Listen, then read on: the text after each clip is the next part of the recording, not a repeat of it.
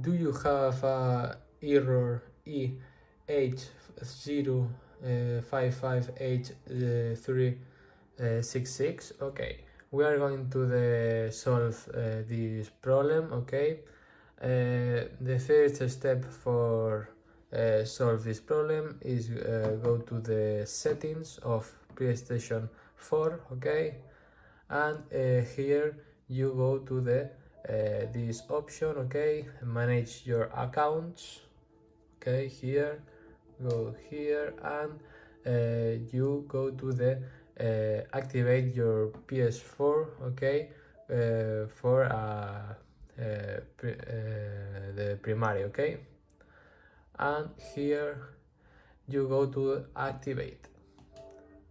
Okay, and you accept, and you solve this problem. Bye bye.